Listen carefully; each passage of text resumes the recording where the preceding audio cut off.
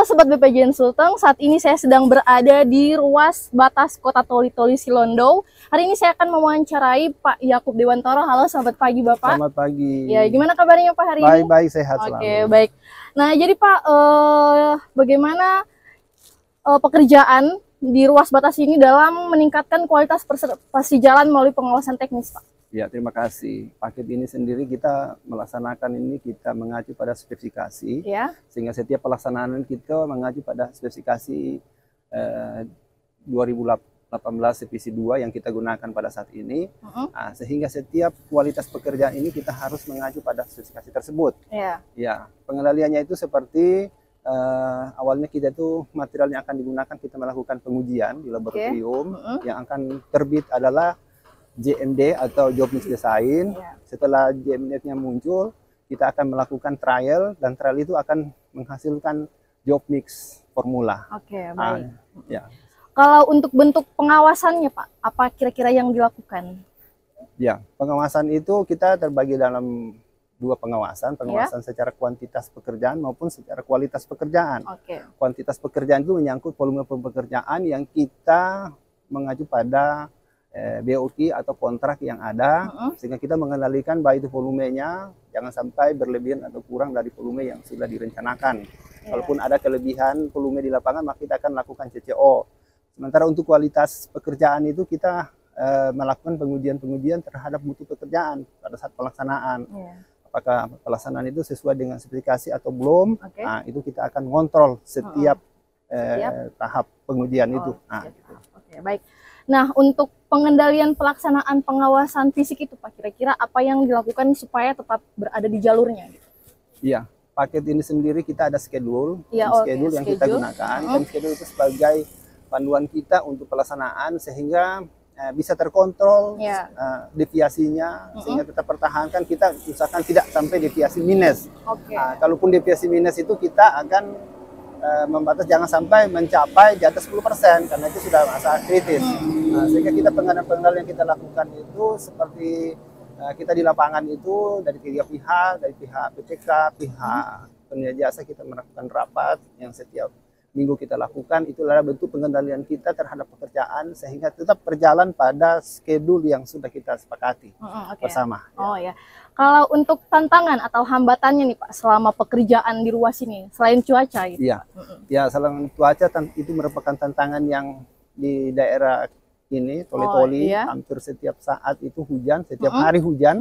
Itu sekitar jam 12 ke atas sudah mulai hujan dan cukup lebat. Itu tantangan yang mempengaruhi pelaksanaan pekerjaan. Kemudian ada tantangan-tantangan yang sifatnya non teknis, itu adalah dari masyarakat yang lahan-lahannya mereka terkena di ruas-ruas untuk pembangunan jalan. Jadi itu yang tantangan. Terus untuk mengatasi konflik dengan masyarakat itu gimana? Upaya-upaya apa yang dilakukan? Iya, baik. Awal proyek ini kita sudah melakukan sosialisasi terhadap masyarakat yang dimana daerah-daerah yang akan terkena dampak terhadap pembangunan jalan ini.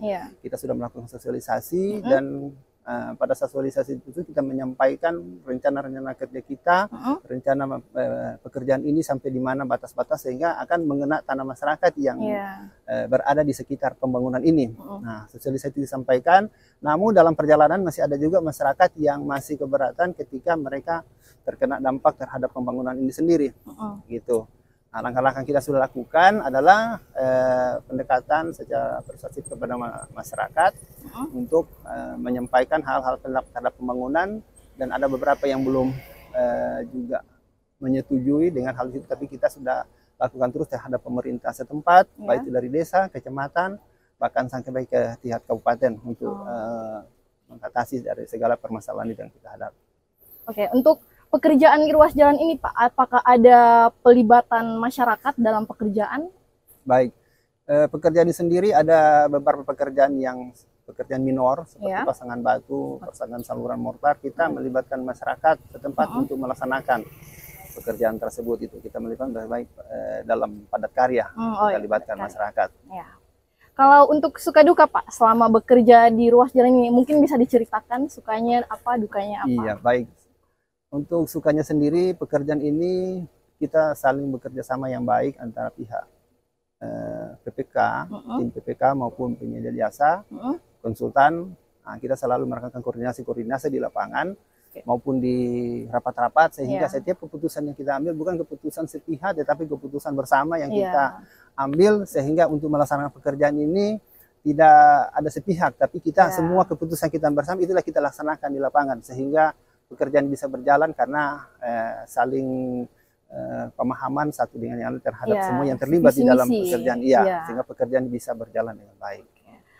Halo Sobat BPJN Sulteng, saat ini saya sedang bersama dengan Bapak Rory Habibu selaku penyedia jasa atau GS dari PT Akas. Halo, selamat siang Bapak. Selamat siang. Ya, gimana Pak kabarnya hari ini? Baik, luar biasa. Oke Bapak, jadi di sini Pak kami akan menanyakan tentang beberapa hal tentang pekerjaan di ruas jalan ini Pak. Mungkin bisa dijelaskan apa aja sih yang dilakukan di ruas jalan ini Pak?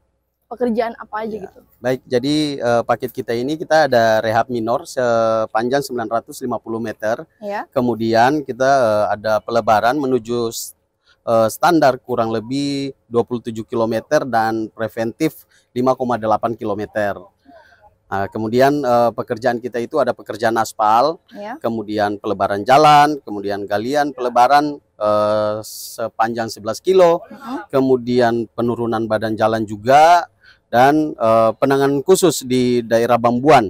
Pelebaran di sini daerah Bambuan itu yang kita berada saat ini ya. Jadi di sini ada pelebaran dan peninggian badan jalan. Oh iya. Kalau untuk progres Pak, kira-kira kita sudah ada di angka berapa persen ini saat ini? Ya, kalau progres dari rencana itu 5,5% ya. Tapi kita sekarang berada di posisi 6%. Jadi kita masih plus 0,5%. Oke. Kalau untuk rencana PHO Pak, kapan tuh? Kita rencana PHO-nya nanti di tanggal 30 Desember 2024. Oke, berarti masih tahun depan ya Pak? Masih sampai tahun depan, ya. Kalau untuk upaya percepatan penyelesaian pekerjaan, kira-kira ada terobosan yang dilakukan tidak? Supaya tepat waktu atau mungkin lebih efisien dan praktis? Ya, jadi upaya-upaya kita itu dengan menambah pekerja dan juga armada, peralatan juga kita tambah sehingga meningkatkan produksi kita setiap hari. Iya. Kalau hambatan Pak, kira-kira apa aja ya hambatannya? Hambatan kita ini pertama masalah sosial ya dengan masyarakat. Terutama masyarakat yang lahannya terkena pelebaran jalan itu sendiri. Kemudian intensitas curah hujan yang tinggi sehingga menghambat pekerjaan kita, seperti yang mungkin bisa dilihat di sini masih dalam kondisi banjir ya. Kalau untuk hubungan dengan masyarakat sendiri kan tadi katanya ada konflik ya Pak. Kira-kira di pekerjaan ini kegiatan seperti apa yang melibatkan masyarakat?